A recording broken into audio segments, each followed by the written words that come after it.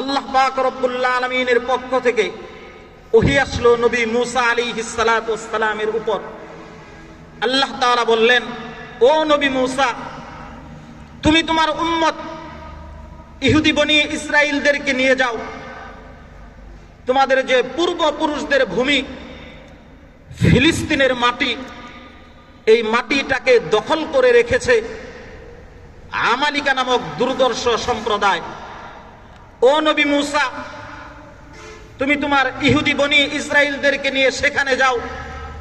সেখানে গিয়ে দুর্দর্শ আমালিকা সম্প্রদায়ের সঙ্গে যুদ্ধ করো, লড়াই করো, মুক্তির সংগ্রাম করো। সেখানে যুদ্ধ করে, লড়াই করে, মুক্তির সংগ্রাম করে আল্লাহর দ্বীন কায়েম করো।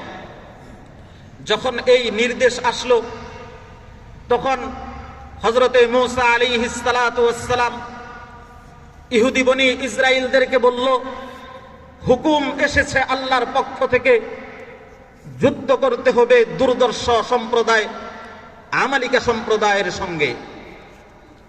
যখন মুসা আলাইহিস সালাতু ওয়াস সালাম এই হুকুম করলো, তখন ইহুদি বনি ইসরাইল হযরতে মুসা আলাইহিস সালাতু ওয়াস সালামকে একটা উত্তর দিল।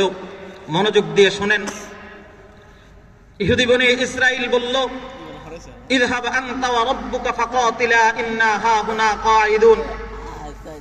ও মুসলমান, ভালো করে বুঝেন। ইহুদি বনি ইসরাইল বলল, ও নবী মুসা, তুমি যুদ্ধে যাও, সাথে তুমি তোমার খোদাকে নিয়ে যাও। তুমি আর তোমার খোদা মিলে যুদ্ধ করো, লড়াই করো, যত রক্তের প্রয়োজন হয় ও নবী মুসা তুমি দাও।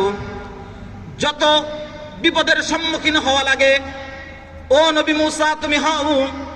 ইন্না হাহুনা কাঈদুন। আমরা তোমার আর তোমার খোদার ভালোবাসায় এখানে দাঁড়িয়ে থাকলাম।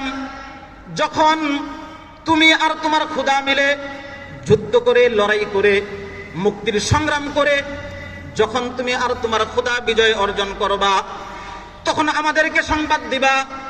তখন আমরা বিজয় মিছিল করবার জন্য যেই পরিমাণ ফুলের মালা গলায় দেওয়া লাগে, আমরা উম্মত সেই পরিমাণ ফুলের মালা গলায় দিতে রাজি আছি। বিজয় উদযাপন করবার জন্য যেই পরিমাণ মিষ্টি খাওয়া লাগে, সেই পরিমাণ মিষ্টি খাইতে আমরা উম্মত রাজি আছি। ইন্না হাহুনা কাঈদুন। আমরা তোমার আর তোমার খোদার মহব্বতে, ভালোবাসায় ফুলের মালা গলায় দিয়ে এখানে এক পায়ে দাঁড়িয়ে থাকলাম। ও মুসলমান, রক্ত দেওয়ার প্রয়োজন হলে রক্ত দিবে আল্লাহর নবী।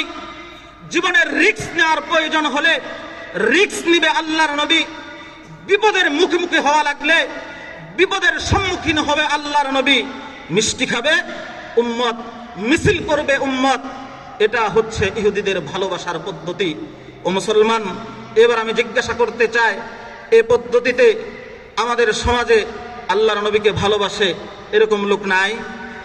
ও মুসলমান, এই পদ্ধতিতে ভালোবাসলে এই ভালোবাসা গ্রহণযোগ্য নয়। এই পদ্ধতিতে যারা ভালোবাসে তারা হচ্ছে ভণ্ড এবং প্রতারক।